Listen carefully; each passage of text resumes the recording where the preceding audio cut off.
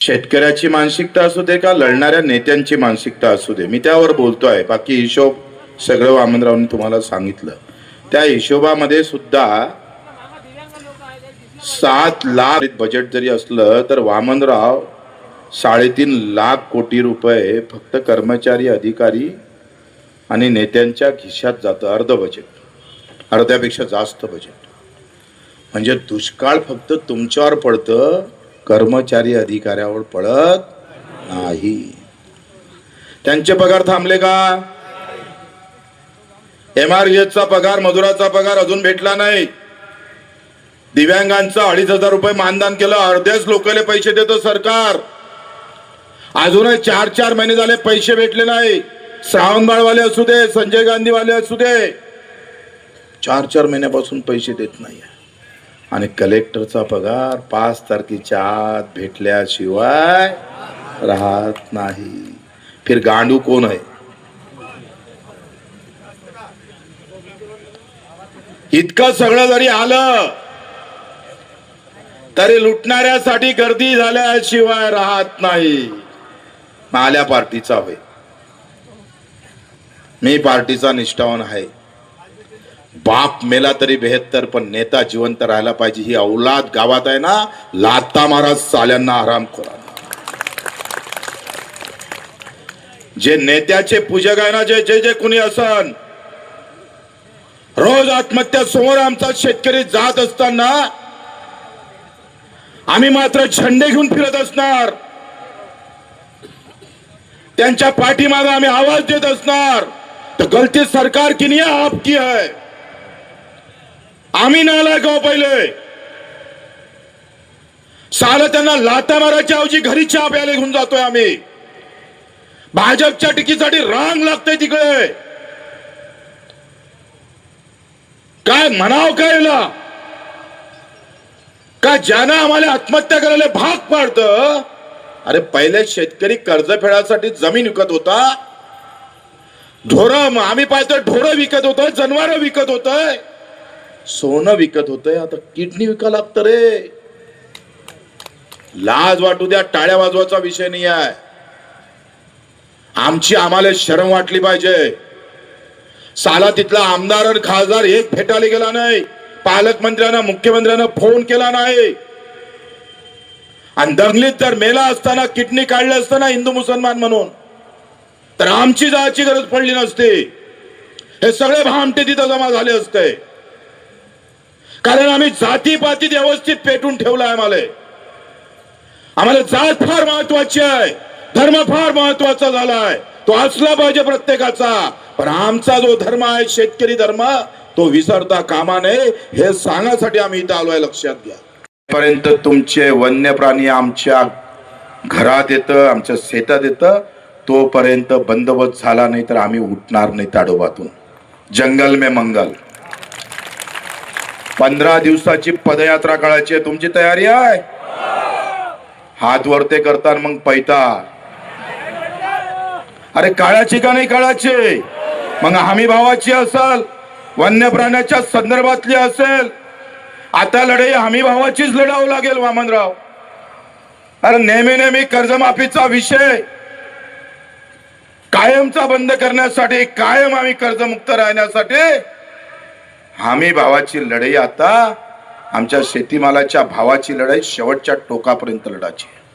काही पार्टी नाही. मी माझ्या पार्टीचा झेंडा आणणार नाही. पार्टी गिरटी गेली चुल्यात साल्याले. कोई प्रहार नहीं, कोई बच्चू कडू नहीं. जो भी है वो किसान है, उसके अलावा कुछ नहीं. कोणी कोणत्याही पार्टीतला, कोणत्याही जातीत राहा, कुठेही राहा, पण शेतकरी म्हणून नक्की जागे राहा, शेतमजूर म्हणून जागे व्हा. आम्हाला झेंड्या गिंड्याचं काही पडलं नाही आहे. कोण तिरग्या गेले तुमचे कळलं? कोण आमदार आहे मला माहित नाही. कळलं संजय भाऊ उभाटा आहे का नाही मला माहित नाही.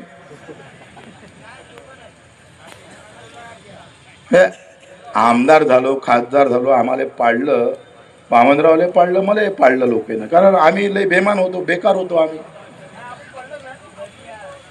अबे पडलो नाही म्हणता येड्या, पडलो नाही तर काही आता काय उभा आहे का इथे? हे असे येडे आहे ना, पडल्यावर म्हणते तुम्ही पडले नाही, त्या मायाची खटखट म्हणजे आता काय करावं. सवाल हो नहीं है गिरने का, कोई गम नहीं हमको. मी सांगतोय, मी पडल्यानंतर 350 सभा आणि पहिले 50च्या स्पीडनं धावत होतो, आता बच्चूकडू 120च्या स्पीडनं धावायला लागलाय. पंधरापेक्षा तुमची आमची लायकी बेकार झाली. हिंदू मुसलमानाच्या नावानं जर निळा घेऊन आणि भगवा घेऊन हिरवा घेऊन जर प्रकरण घडलं असतं ना भाऊ, आग लागली असती, आग जला देते ते 1-2 गाव. पण शेतकरी म्हणून झालं, किंमत काय त्याला. परभणीचा जाधव आत्महत्या झाली, सचिन जाधवानं सोयाबीनले फक्त 3400 रुपये भाव भेटला. शावकाराकडे ज्याला ते व्यापाऱ्याला विकली सोयाबीन, ते पैसे भेटले नाही. 3दा गेला, शावकार घरी बसला होता, पैसे भेटत नाही म्हणून जाग्यावर आत्महत्या केली. आणि ते माहीत झालं तर बायकोनं आत्महत्या केली. आणि बायकोच्या पोटात जेव्हा PM झालं तेव्हा 7 महिन्याचं बाळ होतं. त्या गावात गेलोय, गावात कुठलाही रोष नाही. म्हटलं किमान गाव तर बंद करायला पाहिजे होतं रे. गावातल्या लोकांना एवढी अक्कल नाही का? एका घरात 3 आत्महत्या झाल्या, गावाला साधा निश्चिताचं बोर्ड लावलं नाही. लाज वाटतं आमची आम्हाला का साला आमच्या अंगाचं रक्त लाल आहे का नाही आहे. तो पेटा तो अग्रेसिव्ह होता का नाही होत. ते गाव फक्त मी आलं का माझ्यासाठी स्वागतासाठी तयार होते. वा, लाज वाटली पाहिजे रे.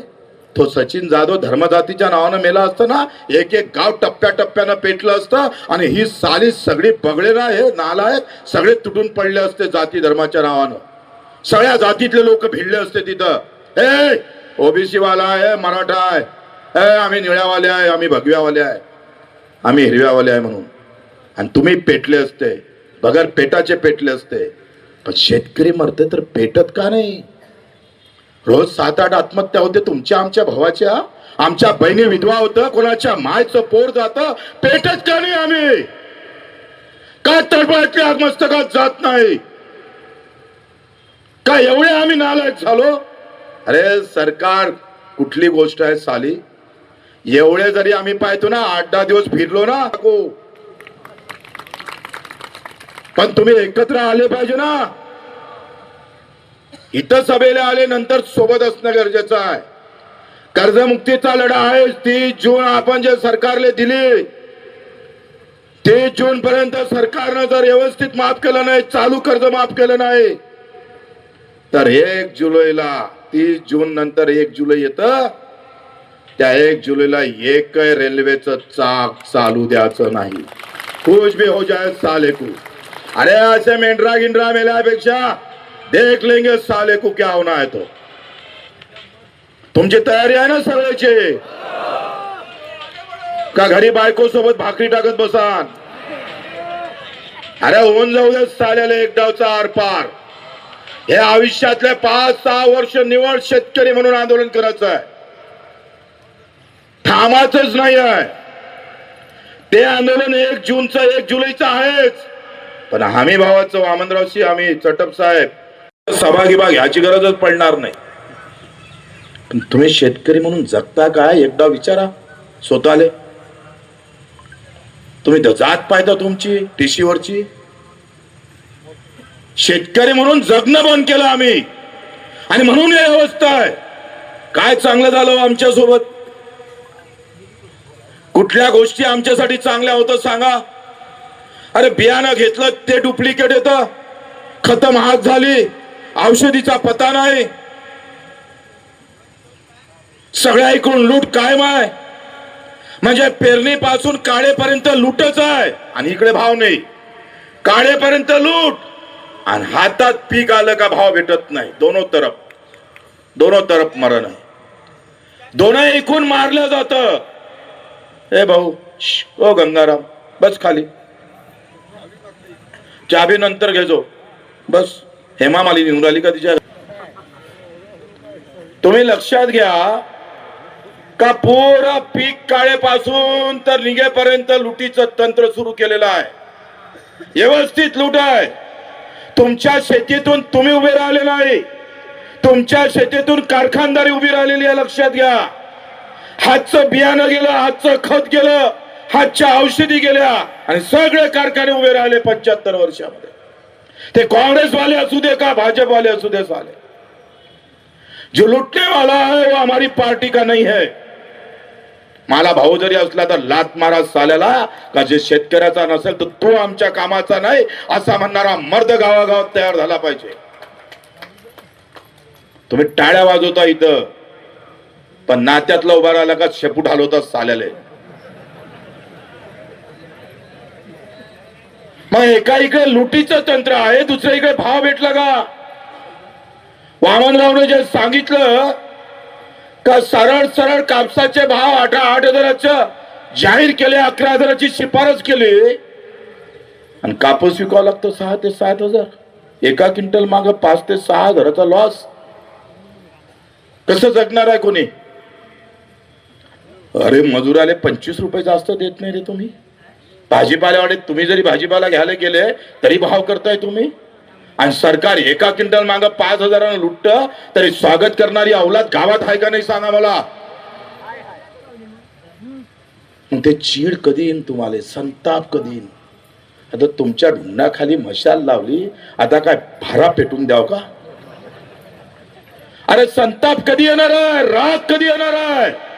आम्हाला राग आला, 350 गुन्हे दाखल झाले, पडल्यानंतर 50 गुन्हे दाखल झाले.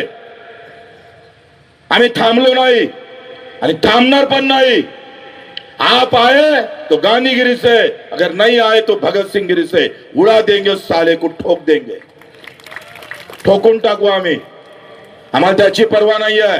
350 गुन्ह्यामध्ये कधी जेलात जावं लागेल माहित नाही. 4.5 वर्षाच्या सजा पहिले सुनावल्या आहे. हे भाषण सगळे रेकॉर्ड होतं, त्या न्यायाधीशासमोर दाखवल्या जातं. आमचे विरोधक सगळे तिथं टपून असतं. आतापर्यंत 5 केसेस मध्ये 4.5 वर्षे सजा सुनावली आहे. वरच्या कोर्टात गेलो म्हणून भाषण देऊन राहिलो इथं. आम्ही परवा केली नाही, स्वतःसाठी एकही गुन्हा दाखल नाही. जो काही आहे तो शेतकरी दिव्यांगासाठी आहे. लढलो म्हणून 600 रुपये महिना होता, 1500 झाला अपंगाचा, आता 2,500 झाला. ही लढण्याची ताकद आहे, लक्षात घ्या. लढलं तर भेटत, लढावं लागतं. जे वामनरावनं सांगितलं, लढ बाबा लढ. तुम्ही हे सोडून दिलं, फक्त निवडणुकीत लढता चालेल. आंदोलनात लढायला तयारीच नाही आमची.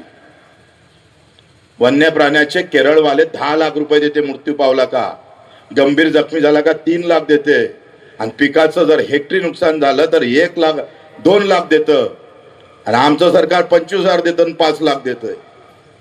केरळ इकडेच आहे. महाराष्ट्रापेक्षा लहान राज्य आहे, 3 लाख कोटीचं बजेट आहे, पैसे जास्त आहे. तिथं आम्ही पाहतोय सोयाबीनला 1 वाढीव पैसे दिले त्यांनी, आणि आपल्या इकडे का असं होत नाही. आम्हाला सगळ्यांना बिलकुल व्यवस्थित धर्म आणि जातीमध्ये गुंडाळून ठेवलाय. गावागावात कार्यकर्ता तयार केला, शेपूट हलवणारा. तो शेतकऱ्याचा कमी आणि पक्षाचा जास्त इमानदार राहिला आहे. आणि खरी अडचण आम्ही पाहतो तिथं आमची आलेली आहे. लढल्यानं हे भेटू शकतं.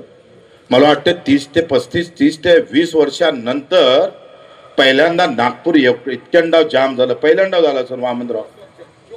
24 वर्षात थांबलेलं आंदोलन सुरू झालेलं आहे. तुमच्या मदतीची गरज आहे.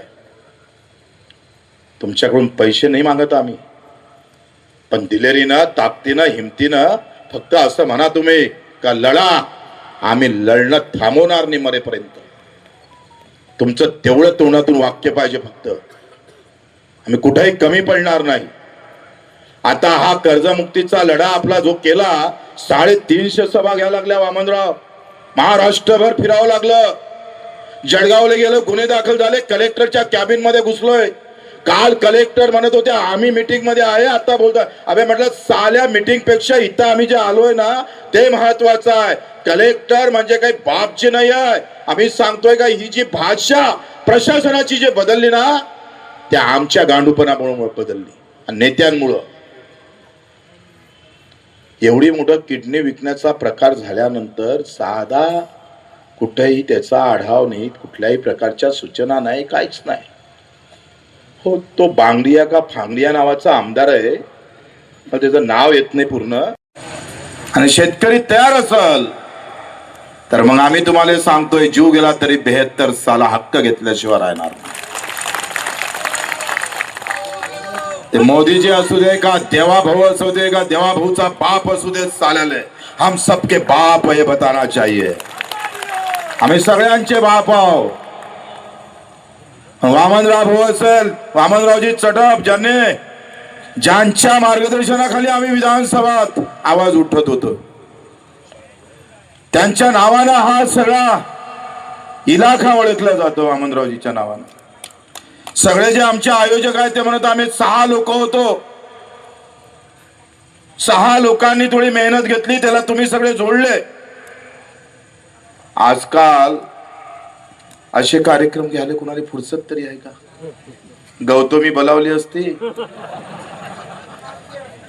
एखादा बेवडा जरी गावातला उभा केला आणि त्यानं जरी कार्यक्रम म्हटलं गौतमी पाटीलचा आहे रे, तर त्या बेवड्यानं घेतलेला कोण घेतला कार्यक्रम याच्यापेक्षा गौतमी आली जमलं आपलं काम.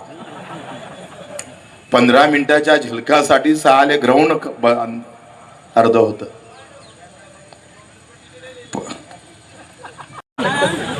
आता खऱ्या अर्थानं तुमचं शेक लागणं सुरू झाला खालून. जेवढा खालून शेक लागतं तेवढं वरतून उकडी आली पाहिजे. शेक लागते का नाही लागत? हमी भावानं शेक लागला, कर्जनं शेक लागला, ते मायक्रो फायनान्स वाले हरामखोर तर कधी येईन आणि काय करन, मधातूनच गाडी उचलून घेऊन जातोय. 1-2 कार्यालय तोडा लागन, आपल्याला ठोका लागल, 1-2 जणांचे पाय तोडावं लागल, तोडल्याशिवाय जमणार नाही. लोक म्हणून हे भाषा तुम्हाला परवडते काय? मग कोणती काय आत्महत्या करायची भाषा परवडतं?